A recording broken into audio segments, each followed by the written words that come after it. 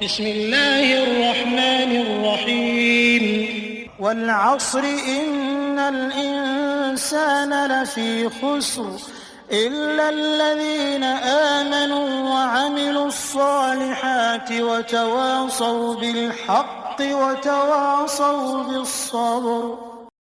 إن الحمد لله نحمده ونستعينه ونستغفره ونعوذ بالله من شرور أنفسنا ومن سيئات أعمالنا من يهده الله فلا مضل له ومن يضلل فلا هادي له وأشهد أن لا إله إلا الله وحده لا شريك له وأشهد أن محمدا عبده ورسوله. أما بعد فإن خير الحديث كتاب الله وخير الهدي هدي محمد صلى الله عليه وسلم وشر الأمور محدثاتها وكل محدثة بدعة وكل بدعة ضلالة وكل ضلالة في النار.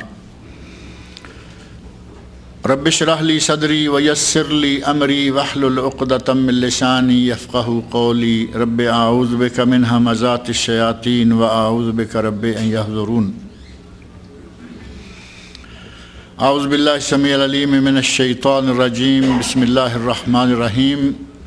والعصر إن الإنسان لفي خسر إلا الذين آمنوا وعملوا الصالحات وتواصوا بالحق وتواصوا بالصبر. جیسا کہ پچھلے دو درس آپ کے علم میں ہیں کہ اسی موضوع پر سورۃ العصر کی تفسیر اور ترجمہ اور اس سے متعلقہ یا اس سے سامنے آنے والے مسائل کے سلسلہ میں ہی گزرے ہیں، اور اس کی تیسری آیت جس کا ترجمہ اور تفسیر خاص طور پر کچھ تفصیل طلب تھی، اسی لیے پچھلی مرتبہ یہ بات آپ کے سامنے رکھی گئی کہ انشاءاللہ اس کو اگلی مرتبہ اللہ نے چاہا تو مکمل کریں گے. تو اس تیسری آیت میں اللہ نے جو مضمون بیان فرمایا ہے، ظاہر ہے کہ اس کا تعلق پہلی آیت سے بھی ہے. پہلی آیت میں اللہ نے فرمایا ہے والعصر، قسم ہے زمانے کی، قسم ہے وقت عصر کی. اس کی تفصیل میں اب نہیں جاتا. فرمایا ان الانسان لفی خسر، انسان گھاٹے میں ہے، انسان نقصان میں ہے، انسان خسارے میں ہے. یہاں الانسان یعنی ہر انسان خسارے میں ہے، الا الذین، سوائے ان لوگوں کے. اب جن کے آگے اللہ نے چار اوصاف بیان کر دیے، اگر وہ ہیں تو وہ خسارے سے بچ جائیں گے، اور اگر وہ اوصاف نہیں پائے جاتے، وہ صفتیں نہیں پائی جاتی، تو وہ آدمی خسارے میں جائے گا. وہ چار اوصاف کون سے ہیں وہ مختصر انداز سے پہلے ذہن میں رکھیں. الذین آمنوا، وہ لوگ جو ایمان لائے، وعملوا الصالحات، اور انہوں نے عمل صالح، نیک عمل صالح کیے، وتواصوا بالحق، اور انہوں نے حق کی باہم وصیت کی، ایک دوسرے کو حق کی وصیت کرتے رہے. وتواصوا بالصبر، اور انہوں نے آپس میں ایک دوسرے کو صبر کی بھی وصیت کی. تو یہ چار چیزیں ہیں جن کے بارے میں اللہ رب العزت نے ہمیں یہاں بتایا ہے. اگر یہ چار اوصاف، چار صفتیں، چار چیزیں لوگوں میں پائی جائیں گی تو وہ انشاءاللہ العزیز خسارے سے، گھاٹے سے بچے رہیں گے. اور اگر یہ چار چیزیں نہیں ہوں گی تو خسارہ ہر اس آدمی کا مقدر ہے جو ان چار چیزوں سے خالی ہوگا. اب ان چار چیزوں میں سے، چار اوصاف میں سے پہلی بات یہ کہ وہ ایمان والے ہوں. اس کی تفصیل میرا خیال آپ کے سامنے آ گئی.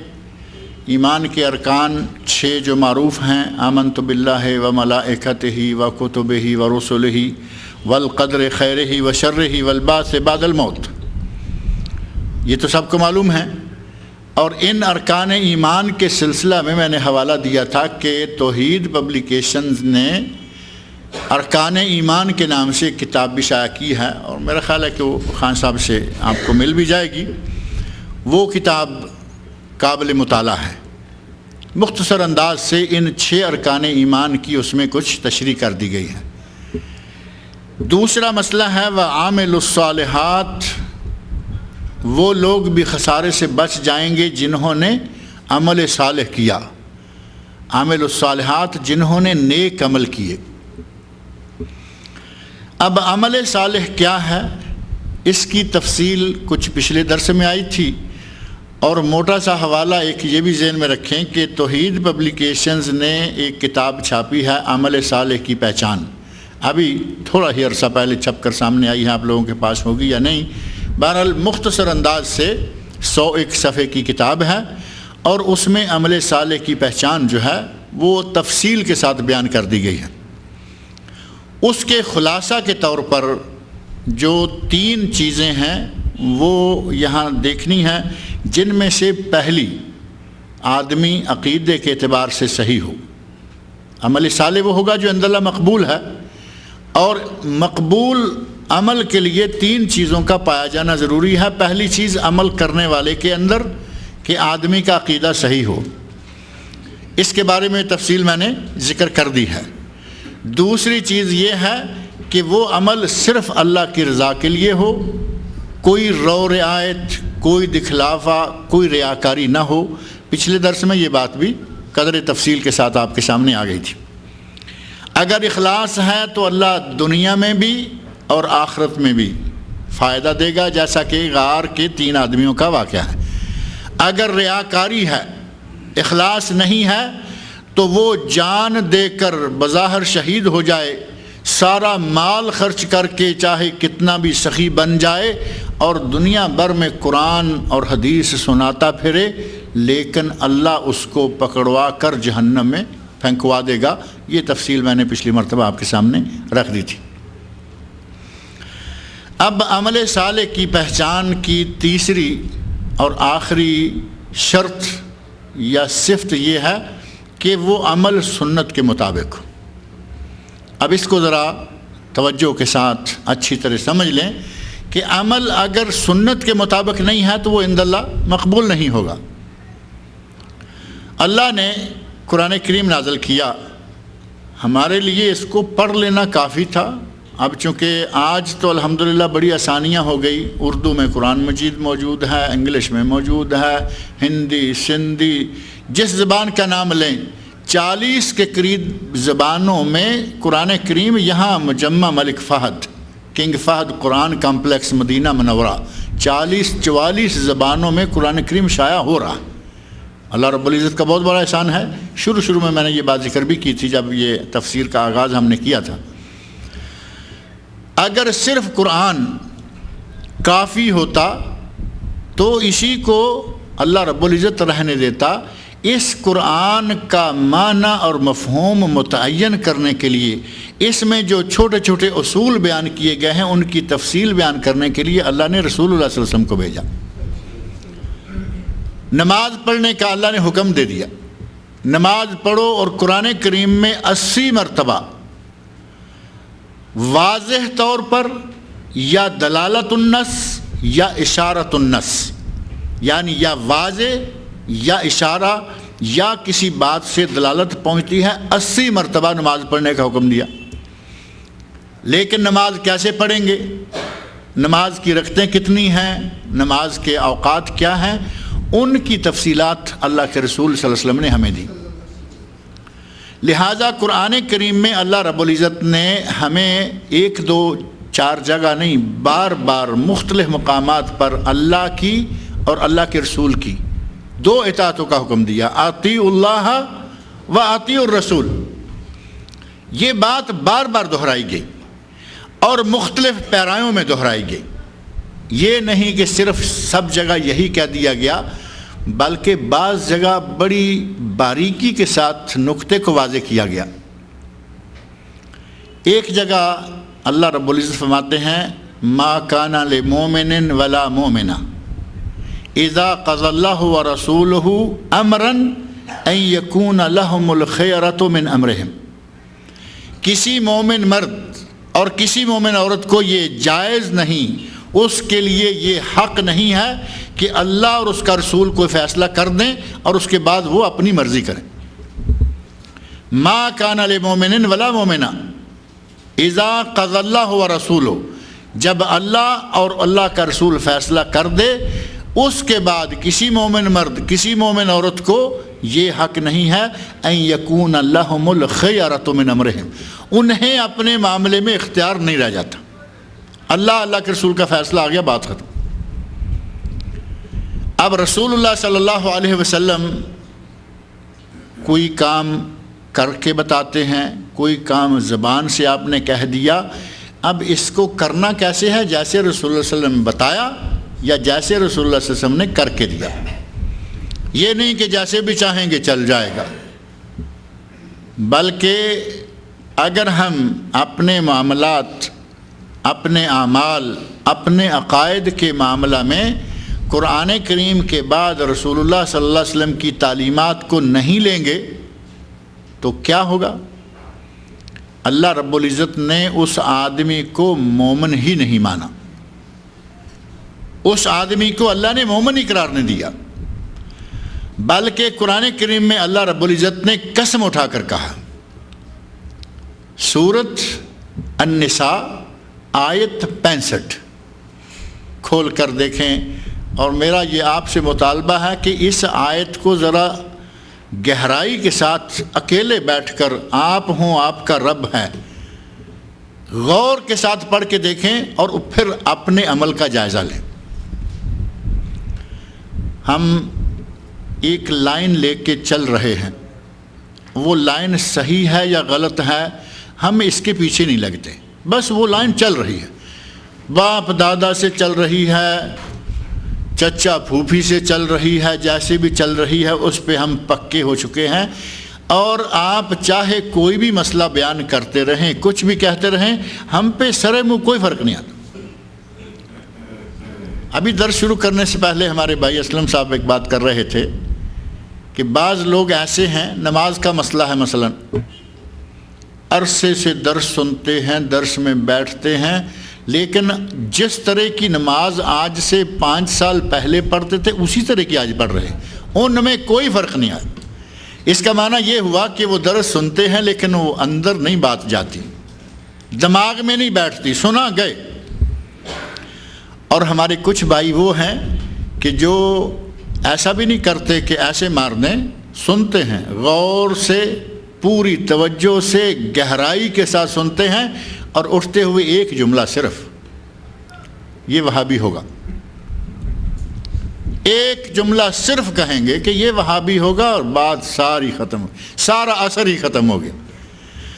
اور کچھ وہ ہیں کہ جو یہ نہیں کہتے کہ وہابی ہوگا، البتہ یہ ضرور سمجھ لیتے ہیں کہ لو جی ساری دنیا، پاکستان سارا، انڈیا سارا، آج تک ہم نے اتنے علماء دیکھے ہیں وہ ایسا کر رہے ہیں، یہ کیا بات بتا رہا ہے؟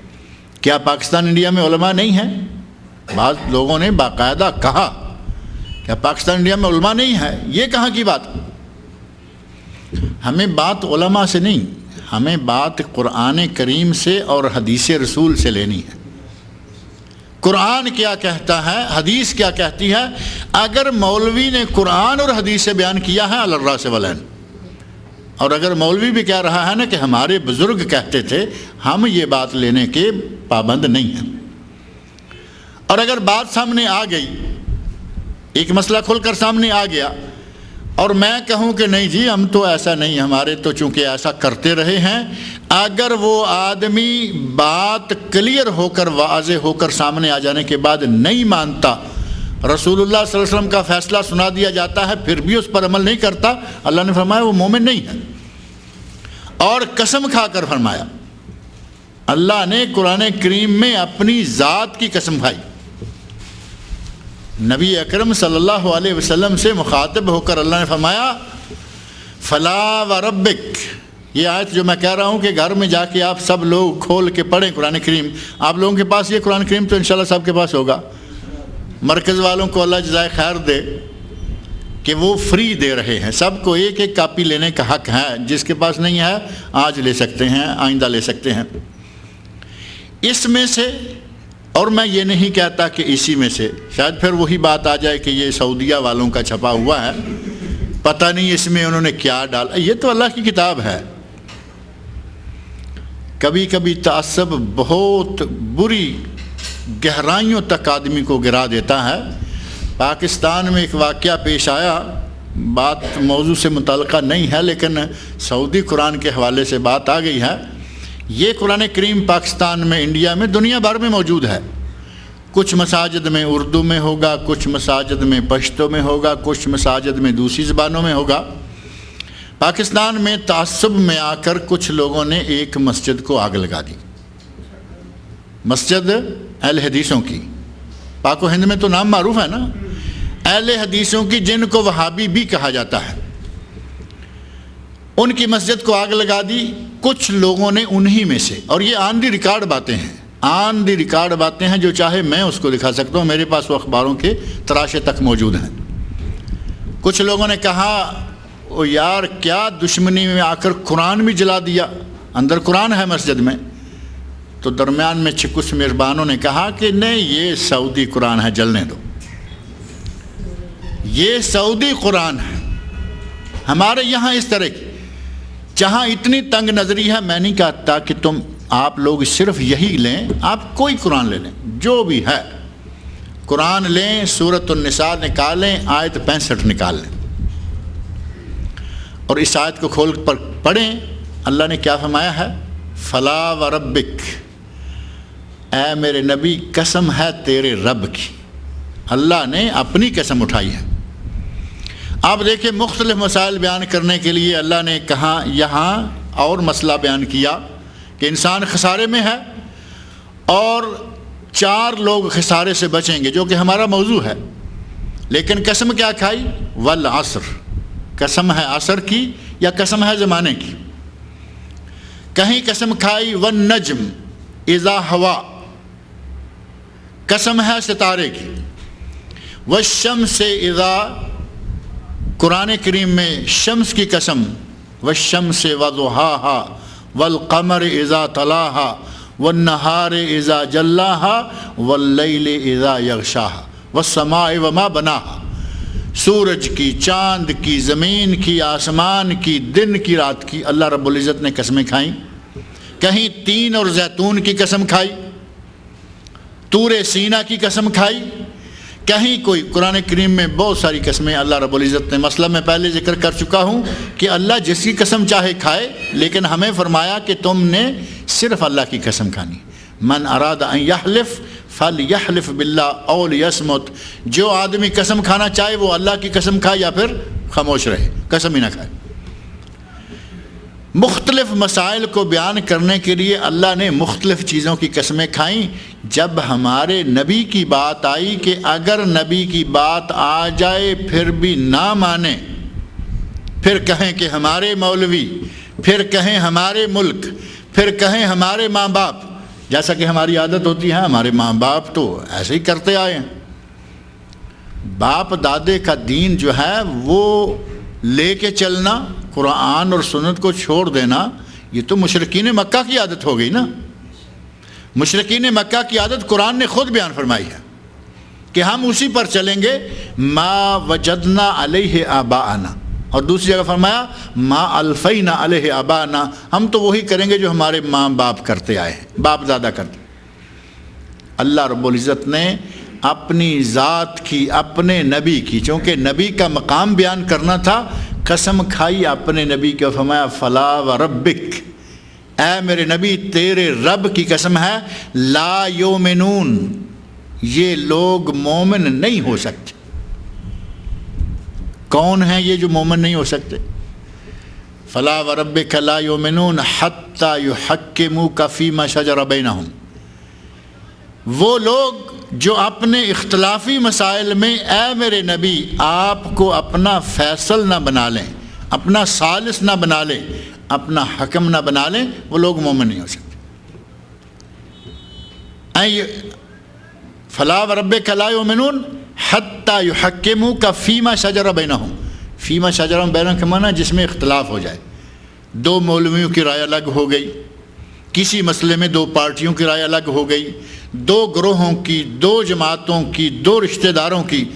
جب بھی دو رائے ہو جائیں یا 3-4 ہو جائیں, اگر ان آراء میں, ان اختلافی اپنی اپنی مرضی میں اللہ کے رسول کی بات کو نہیں مانیں گے, اللہ نے فرمایا وہ مومن نہیں ہو سکتے. فلا وربک لا یؤمنون حتی یحکموک فیما شجر بینہم. پہلے یہ فرمایا کہ وہ مومن نہیں ہو سکتے جو اے میرے نبی آپ کو اپنا فیصلہ کرنے والا نہ مان لے. ثم لا یجدوا فی انفسہم حرجا مما قضیت. آپ نے فیصلہ کر دیا, نبی نے فیصلہ سنا دیا. اب یہاں سے فیصلہ سن لیا, نبی نے یہ فرمایا ہے, نبی کا یہ ارشاد ہے, نبی نے یہ فیصلہ کیا ہے.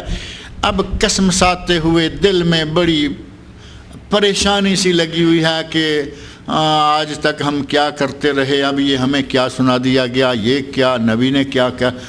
اگر دل میں ذرہ برابر حرج, ثم لا یجدوا فی انفسہم حرجا مما قضیت, اے میرے نبی آپ جو فیصلہ کر دیں اس کے بارے میں دل میں کوئی تنگی نہ ہو, وسعت ظرفی سے, شرح صدر سے اس مسئلے کو قبول کر لیں. ثم لا یجدوا فی انفسہم حرجا مما قضیت ویسلموا تسلیما, اور اس فیصلے کو پوری رضامندی کے ساتھ اپنا اس فیصلے کے سامنے سر تسلیم خم کر لیں. اللہ رب العزت نے نبی صلی اللہ علیہ وسلم کی جب بات آئی, جب اختلاف میں فیصلے کی بات آئی, تو اپنی قسم کھا کر فرمایا وہ لوگ مومن نہیں ہو سکتے جو آپ کو فیصل نہ بنائیں, پھر اسے قبول نہ کر لیں اور اپنے دل میں کوئی تنگی بھی نہ پائیں. اب اندازہ کریں کہ ہمیں اگر ایک مسئلہ ہم اپنی مرضی سے کرتے ہیں, نماز کا ذکر اشارتاً آیا ہے, وہی لے لیں کہ ہم نماز آج تک پڑھتے آ رہے ہیں, ہمارے ماں باپ نے ہمیں جو سکھلایا اسی کے مطابق ہم چلتے آ رہے ہیں, ہم نے جو اپنے علماء سے سنا اسی کے مطابق کر رہے ہیں. اب دیکھنا یہ ہے کہ اللہ کے رسول صلی اللہ علیہ وسلم سے اگر صحیح سند کے ساتھ, یہ بھی نہیں کہ کوئی حدیث اختلافی ہے, حدیث میں کوئی اختلاف نہیں ہے, صحیح بخاری حدیث کی وہ کتاب جس کے بارے میں پوری امت کا یہ فیصلہ ہے, پوری امت کا یہ فیصلہ ہے کہ اس میں کوئی حدیث ایسی نہیں ہے جو کہ ضعیف ہو. اگر اس بخاری شریف میں حدیث مل جائے, اس میں نماز کا انداز بیان کیا گیا ہے, کوئی ایک مسئلہ لے لیں, میں نے آج تک اگر اس کو نہیں اپنایا ہوا تو میرا قصور ہو سکتا ہے, میرے ماں باپ نے مجھے بتایا ان کا قصور ہو سکتا ہے. اگر حدیث رسول صحیح بخاری سے سامنے آ جائے پھر اس کو چھوڑنے کا کیا معنی ہوا؟ یہ ہوگا کہ جب اللہ کا رسول کسی معاملہ میں فیصلہ کر دے تو اگر یہ قبول نہیں کرتے تو یہ ایماندار نہیں ہو سکتے. لہذا یہ ضروری ہے کہ کوئی بھی عمل ہو اسے رسول اللہ صلی اللہ علیہ وسلم کے طریقے کے مطابق کیا جائے. ہماری ایک کوتاہی یہ ہے کہ ہم نے جو سنا, جو پہلے پڑھا, جہاں پہ ہم چلتے رہے یا جو ہم نے اپنایا, ہم اس سے سرے منہ ہٹنے کے لیے تیار نہیں ہوتے. ایسے جیسے ہمیں کسی جگہ کسی نے کھڑا کر کے پاؤں میں کیل لگا دیا ہے کہ بس نہ دائیں نہ بائیں. ہمیں تحقیق سے کام, آج تو زمانہ تحقیق کا, ریسرچ کا دور ہے, وہ زمانہ گزرا. ایک دن میں نے پہلے بھی بات ذکر کی تھی کہ ہمارے والدین کوئی اور کام کرتے رہے, ہمیں اللہ نے کسی اور کام لگا دیا. اگر کوئی کسان ہے تو اس کے والدین نے 2 بیلوں سے ہل چلائی, دو پشتیں پیچھے ہو جائیں, بلکہ ابھی تک ہل چل رہے ہیں. آج نوجوان ٹریکٹر لے کے کام کر رہا ہے. اس نے تحقیق کی, نئی چیزیں سامنے آئیں, اختیار کیں. دین کے معاملے میں جب بات آتی ہے تو پھر ہمارے بالکل ایسے جیسے کسی کوزے میں بند کر کے اوپر ڈھکن دے دیا کہ یہاں سے بالکل نہیں ہٹ. میرے بھائی تحقیق کریں, آپ تلاش کریں, قرآن کریم پڑھیں, نبی اکرم صلی اللہ علیہ وسلم کی احادیث پڑھیں. ان دونوں قرآن اور صحیح حدیث کے حوالے سے جو عمل سامنے آئے, نماز کیسے پڑھنی ہے, روزے میں کیا احکام ہیں, زکوٰۃ کے کیا مسائل ہیں, رمضان کے کیا مسائل ہیں, حج کے کیا مسائل ہیں, ان چیزوں کو لیں. حج کا موقع قریب آ رہا ہے. کتنے لوگ ہیں کہ جو بضد ہیں کہ ہم نے صرف اپنے لوگوں کو وہ سکھلانا ہے جو ہم کرتے آ رہے ہیں. اور حج کے 5 دن بنگلور سے ایک کتاب چھپ کے آئی تھی، رسالہ چھوٹا سا، حج کے 5 دن، اور نچلی لائن میں لکھا تھا تجربات کی روشنی میں. یہی ساری بات ختم ہو جاتی ہے کہ تم اپنے تجربات اپنے پاس رکھو، ہمیں بتاؤ قرآن اور سنت کی روشنی میں کیا ہوتا ہے. اور اس میں اتنی باتیں لکھی ہوئی ہیں جن کا قرآن اور سنت سے کوئی تعلق نہیں ہے، اور اتنی باتیں ہیں جس میں غیبی دعوے کیے ہوئے ہیں، یہ ہو گیا یہ ہو گیا، قرآن اور سنت سے وہ ثابت ہی نہیں ہے. کوئی بھی مسئلہ، حج ہے یا دوسرے مسائل، پھر زندگی کے ہمارے روزمرہ کے بے شمار مسائل ہیں. اسلام کو صرف ارکان خمسہ کا نام ہی تو نہیں ہے نا، اسلام بہت وسیع دین ہے، عالمگیر دین ہے، اور قیامت تک آنے والے انسانوں کا دین ہے. اس میں زندگی کا ہر مسئلہ موجود ہے. جو مسئلہ آئے جس میں 2 رائے ملیں، رسول اللہ صلی اللہ علیہ وسلم سے پوچھ لیں کہ اس میں اصل کیا ہے. جہاں اصل آ جائے ہتھیار ڈال دیں، قرآن اور سنت سے ثابت ہو جائے. اب اس کے بعد میرے ماں باپ کیا کرتے تھے، میرے استاد نے کیا کیا، ہمارے فلاں نے کیا کہا، یہ بات چھوڑ دیں. فلا وربک لا یؤمنون حتی یحکموک فیما شجر بینہم. اے میرے نبی، جب تک یہ اپنے اختلافی مسائل میں، اپنے متنازع فی مسائل میں آپ کو اپنا فیصلہ کرنے والا نہ بنا لیں، یہ مومن نہیں ہو سکتے. لہٰذا ہمیں اپنے اعمال کے سلسلہ میں یہ دیکھنا ہوگا کہ عمل صالح صرف وہ ہوگا جو نبی صلی اللہ علیہ وسلم کی سنت کے مطابق ہوگا. اگر نبی کی سنت کے مطابق نہیں ہے، وہ پچھلی مرتبہ میں نے ذکر کیا کہ کوئی الٹا لٹک کے ذکر کرتا رہے، پانی میں ایک ٹانگ پر کھڑے ہو کے کرتا رہے، سادھوؤں کی طرح جنگلوں میں جا کے مارا پھرتا رہے، وہ سارا کچھ ہو سکتا ہے لیکن عبادت نہیں ہو سکتی، عمل صالح نہیں ہو سکتا. کیونکہ ہمیں رسول اللہ صلی اللہ علیہ وسلم نے جو سکھلایا ہے، اگر اس کے مطابق چلیں گے تو عمل صالح ہے، اگر اس کے مطابق نہیں ہوں گے تو عمل صالح نہیں ہے. قرآن کریم میں اللہ رب العزت نے مختلف طریقوں سے، مختلف پیرایوں سے، جیسا کہ میں نے ذکر کیا، اور نبی صلی اللہ علیہ وسلم کے ارشادات، آپ کے طریقے کی مخالفت اگر کوئی جان بوجھ کر کرتا ہے، ایک تو یہ ہے کہ علم نہیں، پتہ ہی نہیں کہ سنت کیا ہے، یہ معاملہ اللہ پر چھوڑتے ہیں، وہ جانے اور اس کا کام جانے، اپنے بندوں کے ساتھ وہ کیا کرے گا. لیکن آج کے دور میں جب ہمیں اپنی روٹی کمانے کے لیے دنیا بھر کے ملک بھات بھات کا پانی پینا پڑتا ہے، بلکہ گھاٹ گھاٹ کا کہیں، تو اپنا دین سیکھنے کے لیے کیوں ہم تھوڑا سا ٹائم نہیں دیتے. لیکن ان سب باتوں سے قطع نظر، ایک آدمی کو معلوم ہی نہیں کہ مسئلہ کیا ہے، وہ تو مان لیا. ایک آدمی جان بوجھ کر بھی اللہ کے رسول صلی اللہ علیہ وسلم کی خلاف ورزی کرتا ہے. جان بوجھ کر مراد یہ ہے کہ قرآن کریم میں ایک بات آ گئی، صحیح سند سے ثابت حدیث میں آ گئی، پھر بھی اس کے خلاف چلتا ہے، تو اس کا فیصلہ کیا ہے؟ سورہ احزاب، قرآن کریم، اللہ رب العزت نے فرمایا فَلْيَحْذَرِ الَّذِينَ يُخَالِفُونَ عَنْ أَمْرِهِ. ان لوگوں کو جو اللہ کے رسول کے احکام کی خلاف ورزی کرتے ہیں، انہیں ڈر جانا چاہیے.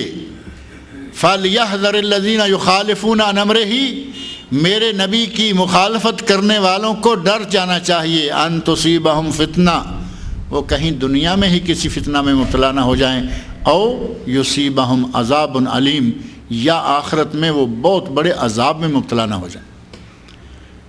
جان بوجھ کر رسول اللہ صلی اللہ علیہ وسلم کی سنت کو چھوڑنا، جان بوجھ کر نبی کے طریقے کو چھوڑنا، اور اپنے ماں باپ کا، اپنے بزرگ کا عقیدہ لے لینا، اللہ رب العزت نے فرمایا کہ خطرہ ہے کہ دنیا میں فتنہ میں مبتلا ہو جائے گا، اور اگر دنیا میں فتنے سے بچ بھی گیا تو آخرت میں عذاب علیم، دردناک عذاب اس کا مقدر ہو جائے گا.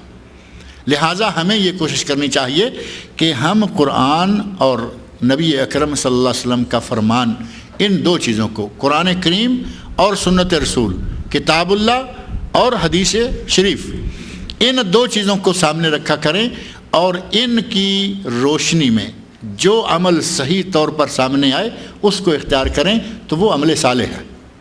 عمل صالح کی تیسری شکل یا تیسری شرط کیا ہے؟ کہ وہ سنت کے مطابق ہو۔ اگر سنت کے مطابق نہیں، اپنی مرضی سے کیا ہے، اور پھر اللہ کے رسول صلی اللہ علیہ وسلم نے ایک حدیث بڑی مشہور ہے، آپ بھی سنتے ہوں گے، اگر اس حدیث کو ذہن میں رکھیں تو معاملہ اور بھی بڑا واضح ہو جاتا ہے۔ بلکہ اس سے پہلے قرآن کریم سورۃ الحجرات، بالکل آغاز سورۃ الحجرات 26ویں سپارے میں، بالکل آغاز میں پہلی آیت میں اللہ نے فرمایا یا ایھا الذین آمنوا لا تقدموا بین یدی اللہ ورسولہ۔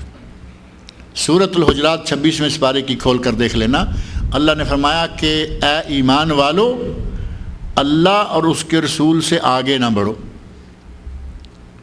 اللہ نے جو حکم دیا اس سے آگے نہ بڑھو، اور رسول اللہ صلی اللہ علیہ وسلم نے جو حکم دیا اس سے آگے نہ بڑھو۔ آگے بڑھنے سے بظاہر ایک تو یہ ہو سکتا ہے نا کہ شاید آگے چلتے چلتے آگے بڑھنا ہے تو اللہ رب العزت اس سے منزہ ہے، بالا ہے، رسول اللہ صلی اللہ علیہ وسلم کے بارے میں کہا جا سکتا تھا، لیکن سیرت کو جاننے والے، نبی اکرم صلی اللہ علیہ وسلم کے ارشادات اور آپ کے عمل گرامی کو پڑھنے والے لوگ جانتے ہیں کہ آپ نے کبھی یہ نہیں کیا تھا کہ میں چلوں تو میں آگے ہوں، میں لیڈر ہوں، میں سب سے آگے رہوں گا، بیٹھوں تو میں سب سے بالا شان اعلیٰ جگہ پہ بیٹھوں۔ باہر سے وفد آتے، لوگ غیر مسلم ملنے کے لیے آتے یا دور سے نئے لوگ آتے، آ کے پہچان نہیں سکتے کہ اس مجلس میں نبی کون ہے۔ انہیں پوچھنا پڑتا کہ تم میں سے نبی کون ہے؟ صحابی کہتے کہ یہ ہمارے نبی۔ اتنا گھل مل کر اپنے لوگوں کے درمیان میں بیٹھ کر آپ نے بالکل سادہ زندگی گزاری۔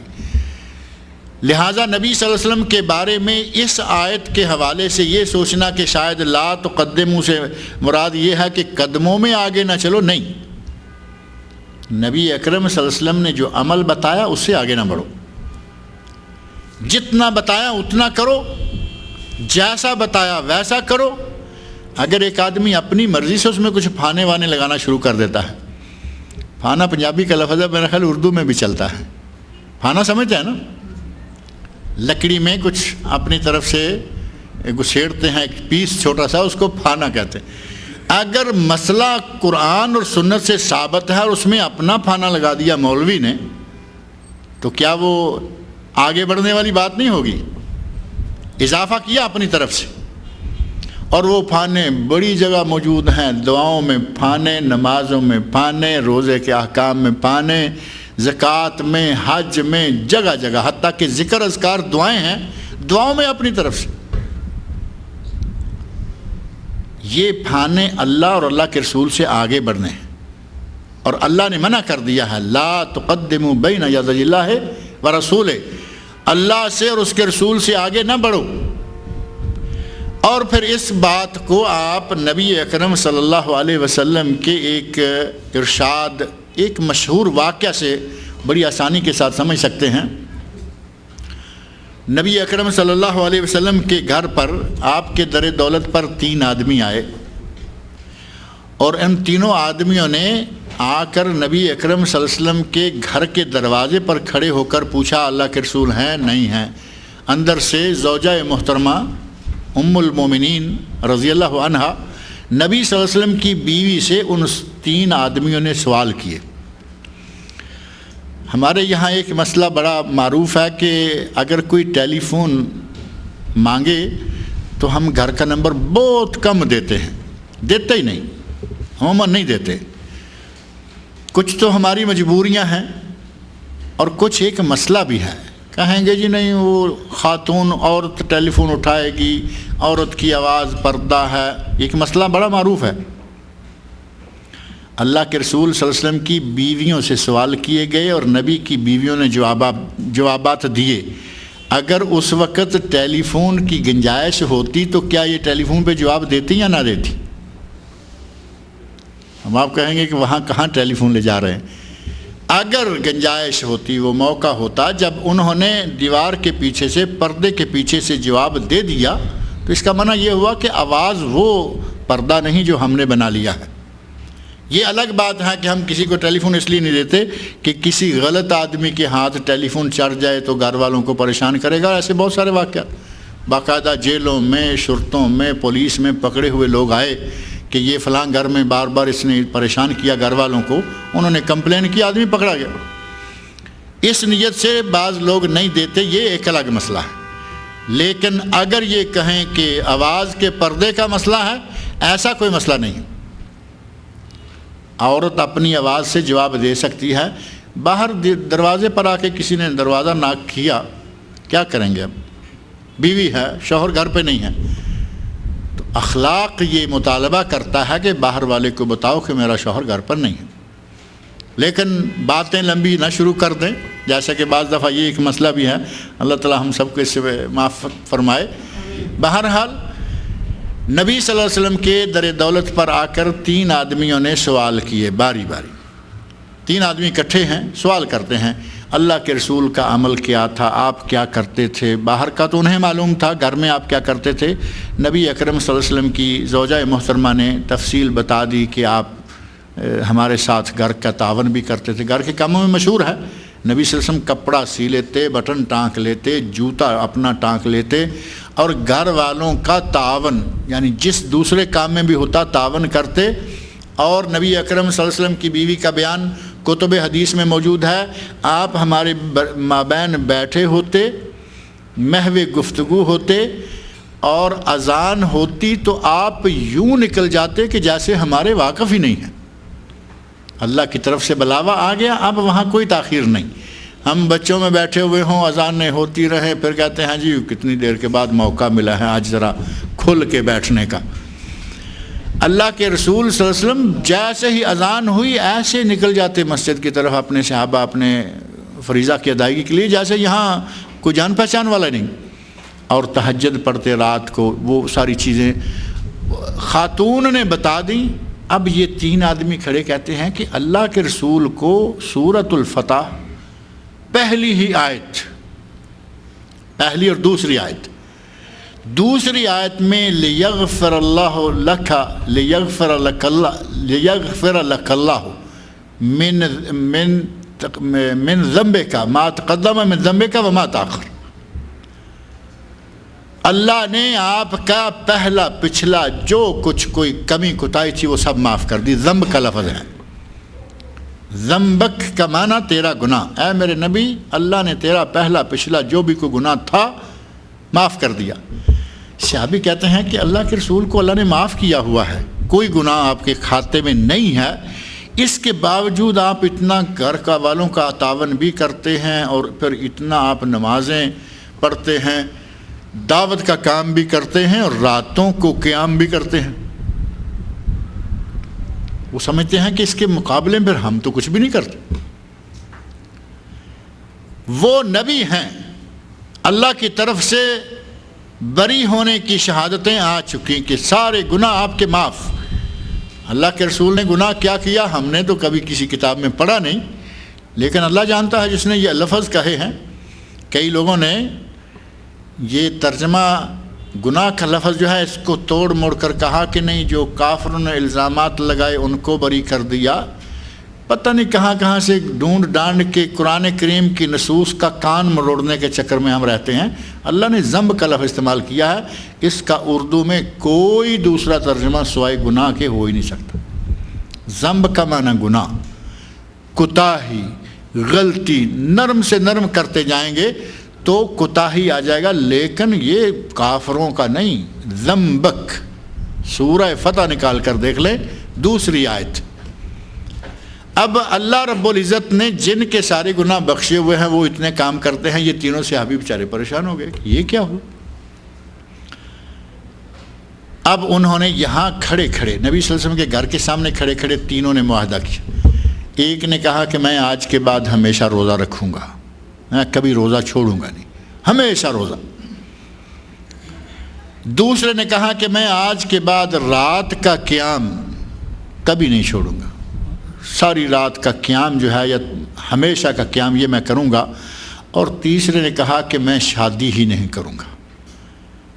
اس نے سمجھا کہ جمع تفریق کرنے کی کیا ضرورت ہے، نہ شادی کریں گے، نہ بیوی ہوگی، نہ اس کے لیے کما کے لانا پڑے گا، نہ بچے ہوں گے، نہ جھنجھٹ ہوگا، میں عبادت میں ہی لگا رہوں۔ یہ باتیں، یہ معاہدہ اپنے ساتھ تینوں نبی صلی اللہ علیہ وسلم کے گھر کے سامنے کھڑے ہو کر معاہدہ کر کے چلے گئے۔ نبی صلی اللہ علیہ وسلم تشریف لائے، آپ کی زوجہ محترمہ نے یہ بات ساری بیان کر دی کہ آپ کے 3 صحابی آئے تھے، یہ باتیں کر کے گئے۔ آپ پیچھے ہی گئے، دیکھا کسی جگہ ان تینوں کو پا لیا، فرمایا اَأَنْتُمُ الَّذِينَ قُلْتُمْ كَذَا وَكَذَا، صحیح بخاری میں حدیث موجود ہے، اَأَنْتُمُ الَّذِينَ قُلْتُمْ كَذَا وَكَذَا، کیا تم ہی وہ 3 لوگ ہو جنہوں نے یہ باتیں کی میرے گھر پہ آ کے؟ اب ظاہر کر کے آئے تھے اور انہوں نے اپنے دل میں بڑی اچھی، اب یہ دیکھیں تینوں باتوں میں کوئی غلط لگتی ہے؟ تینوں نے جو معاہدہ کیا ہے کوئی غلط لگتا ہے ان میں سے؟ ایک کہتا ہے میں ہمیشہ روزہ رکھوں گا، دوسرا کہتا ہے میں ہمیشہ رات کو قیام کروں گا، میں سویا نہیں کروں گا، اور تیسرا کہتا ہے کہ میں شادی نہیں کروں گا، صرف عبادت میں لگا رہوں گا۔ تینوں میں کوئی غلط ہے؟ کتنی فرسٹ کلاس باتیں ہیں۔ لیکن نبی صلی اللہ علیہ وسلم نے کیا فرمایا؟ فرمایا انی اتقاکم للہ واخشاکم، میں تم سب سے زیادہ اللہ سے ڈرنے والا ہوں، میں تم سب سے زیادہ اللہ سے ڈرنے والا ہوں۔ اس کے باوجود میں رات کو سوتا بھی ہوں، قیام بھی کرتا ہوں، میں روزہ رکھتا ہوں، چھوڑتا بھی ہوں۔ اور تیسرے آدمی کے جواب کے لیے فرمایا وَأَتَزَوَّجُ النِّسَاءَ، تم ایک شادی کی بات کرتے ہو، میں نے کئی شادیاں کر رکھی ہیں۔ نساء جمع کا صیغہ ہے، یہ نہیں فرمایا کہ میری شادی ہے، بلکہ فرمایا وَأَتَزَوَّجُ النِّسَاءَ، میری کئی بیویوں سے شادیاں۔ اور یک وقت نبی صلی اللہ علیہ وسلم کے نکاح میں بوقت وفات کتنی بیویاں تھیں؟ 9 بیویاں یک وقت آپ کے نکاح میں تھیں۔ اب یہاں تک فرما کر آپ نے فرمایا کہ میں یہ سارا کچھ کرتا ہوں، فمن راغب عن سنتی فلیس منی، جو میری سنت سے اعراض کرے گا، میری سنت کو ترک کرے گا، اپنی مرضی سے عمل کرے گا، وہ بظاہر زیادہ عمل کر رہا ہے، فرمایا فلیس منی، وہ میرے طریقے پر نہیں، وہ میری امت میں سے نہیں، وہ مجھ میں سے نہیں، فلیس منی، وہ مجھ سے نہیں۔ اب اس کا بڑا نرم سے نرم ترجمہ کرے، آپ نے فرمایا وہ مجھ سے نہیں، فلیس منی، مجھ سے نہیں، میری امت سے نہیں، مسلمانوں سے نہیں، میرے طریقے پر نہیں، کچھ بھی کریں گے یہ بڑی سخت بات ہے۔ کن کو کہی؟ کام تو نیک تھے نا سارے، لیکن حد سے آگے بڑھنے والے تھے۔ انتہا پسندی اسلام نے قبول نہیں کی۔ یہ انتہا پسندی تھی کہ میں شادی نہیں کروں گا، یہ انتہا پسندی تھی کہ میں کبھی روزہ نہیں چھوڑوں گا۔ نبی صلی اللہ علیہ وسلم نے، رمضان کا مہینہ ابھی گزرا ہے، آپ نے روزے کی قسمیں سنی، آپ نے ہفتے میں 2 روزے، پیر اور جمعرات کا روزہ، مہینے میں 3 روزے، 13، 14 اور 15 ایام 20 کے روزے، آپ نے سالانہ روزہ 10 محرم کا، اس سے پہلے 9 اور 11 کا بعد میں ایک یہ بھی رکھ لیں، اور پھر 9 ذوالحج جو ابھی قریب آنے والی ہے، یوم عرفہ کا روزہ۔ اور ایک آدمی نے کہا کہ میں اس سے بھی زیادہ رکھ سکتا ہوں، تو اسے فرمایا کہ ایک دن روزہ رکھو، ایک دن چھٹی کرو، صوم داؤدی، حضرت داؤد علیہ السلام والے روزے۔ اتنے روزے موجود ہیں، لیکن اگر کہے کہ میں ہر روز روزہ رکھوں گا، ہمیشہ روزہ رکھوں گا، آپ نے فرمایا کہ یہ میری امت سے نہیں ہے، یہ میرا طریقہ نہیں ہے۔ تو معنی یہ ہوا، خلاصہ یہ ہوا کہ ہم کوئی بھی نیک عمل کریں، وہ نہ اپنی مرضی سے تعداد مقرر کر سکتے ہیں، نہ اپنی مرضی سے اس کا وقت مقرر کر سکتے ہیں، نہ اپنی مرضی سے اس کی کیفیت مقرر کر سکتے ہیں۔ نماز کی رکعتیں کتنی؟ جتنی رسول اللہ صلی اللہ علیہ وسلم نے بتائیں۔ نماز کے اوقات کیا؟ جو نبی اکرم صلی اللہ علیہ وسلم نے بتائے۔ اور نماز کی کیفیت کون سی قبول ہوگی؟ جیسے نبی نے پڑھ کے دکھائی، جیسے آپ نے پڑھی، اگر ویسے ہی پڑھیں گے تو عند اللہ مقبول ہوگی اور انشاءاللہ مقبول ہوگی۔ لیکن اگر نماز بھی اپنی مرضی سے، روزے اپنی مرضی سے، ہر چیز اپنی مرضی سے کریں گے تو وہ عند اللہ مقبول نہیں ہوگی۔ یہی بات یا یہی کچھ تفصیل آتی ہے وعامل الصالحات میں، وہ لوگ خسارے سے بچ جائیں گے جو ایمان لائے، اور وہ لوگ خسارے سے بچ جائیں گے جنہوں نے نیک عمل کیا، عمل صالح کیا۔ وتواصوا بالحق، اور تیسری قسم یا تیسری شرط جو خسارے سے بچنے والے لوگوں کے لیے ہے وہ ہے کہ انہوں نے حق کی وصیت کی، آپس میں ایک دوسرے کے لیے حق پر چلنے، حق پر رہنے کی وصیت کی۔ اور چوتھی شرط ہے وتواصوا بالصبر، انہوں نے صبر پر، ایک دوسرے کو صبر پر چلنے کی، صبر کرنے کی، ہمت کرنے کی تلقین کی اور وصیت کی۔ اب یہ وتواصوا بالحق کیا ہے اور وتواصوا بالصبر کیا ہے، کہاں کہاں ہے، بات کریں گے تو پھر بات ذرا لمبی ہو جائے گی، لہذا میرا خیال ہے اگلی مرتبہ تھوڑی تفصیل سے بات کر لیں گے۔ اللہ تعالیٰ مجھے اور آپ سب لوگوں کو قرآن کریم پڑھنے، سمجھنے اور اس کے احکام پر عمل کرنے کی توفیق عطا فرمائے۔ انشاءاللہ اگلے درس میں، آج ارادہ تھا کہ مکمل کریں گے لیکن مکمل نہیں ہوا، انشاءاللہ اگلے درس میں اس سورت کی تفسیر مکمل ہو جائے گی، اور اس کے بعد آگے بڑھیں گے۔ 13، 14 یا میرا خیال ہے 11، 12 اور 13، یہ جو دسمبر کی 11، 12، 13 تاریخیں آ رہی ہیں، اسی حال میں انشاءاللہ حج عمرہ کے مناسک، احکام اور مسائل پر 3 دن مسلسل درس ہوگا۔ درس کون دے گا یہ طے نہیں ہوا، لیکن انشاءاللہ ان 3 تاریخوں میں درس یہاں ہوگا، اس کا اعلان بعد میں باقاعدگی سے بھی آپ کے سامنے انشاءاللہ کر دیا جائے گا۔ اللہ رب العزت سے دعا ہے کہ وہ مجھے اور آپ سب لوگوں کو قرآن کریم پڑھنے، سمجھنے اور اس کے احکام پر عمل کرنے کی توفیق عطا فرمائے۔ اگر کسی کے پاس کوئی درس سے متعلقہ سوال ہو تو وہ سوال پوچھ سکتے ہیں، لیکن انہوں نے یہ نیت کر لی کہ ہم حج بھی کریں گے۔ میاں وہ بیوی دونوں ان دنوں میں یہی ہیں، لیکن شوہر فوت ہو گئے،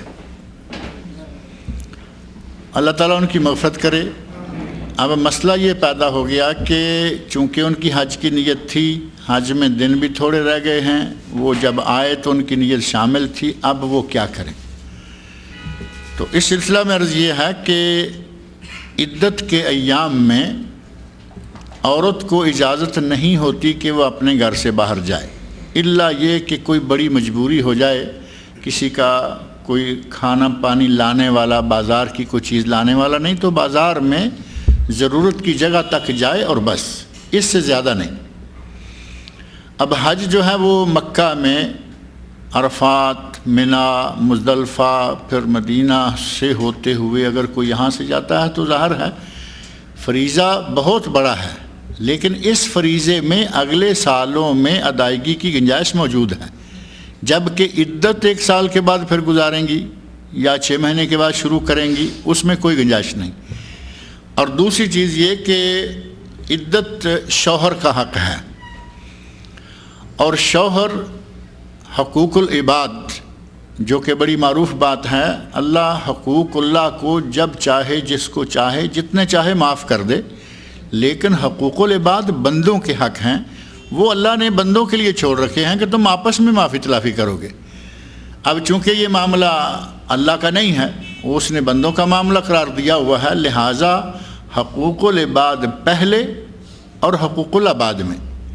حج حقوق اللہ میں آتا ہے، اس کو اگلے سال کرنے کی گنجائش بھی ہوتی ہے، اللہ نہ کرے، لیکن یہ حالات چونکہ آتے ہیں، کب کس کے ساتھ پیش آ جائیں۔ اگر کوئی اپنے ملک میں ہے، اس کے ساتھ ساری سرکاری قانونی کارروائی طے ہو چکی ہے اور ان کا قرعہ ہے وہ نکل چکا، نام ان کا فہرست میں آ چکا جو ملک سے آنے والے ہیں، لیکن یہ واقعہ پیش آ جائے، اس عورت کو اپنے ملک سے نکلنے کی اجازت نہیں، اور یہاں جو پہنچا ہوا ہے اسے حج کرنے کی اجازت، چونکہ ملک سے نہ صحیح اپنے شہر سے، اپنے گھر سے تو نکلنا ہے، اس کی شرعاً اس عورت کو اجازت نہیں ہوتی۔ اللہ توفیق دے اگلے سال پھر آ جائیں، اگلے سال آ جائیں، جب اللہ تعالیٰ توفیق دے گا، لیکن یہ کہ شوہر فوت ہو چکا، عدت کے ایام میں عورت حج کے لیے نکلے،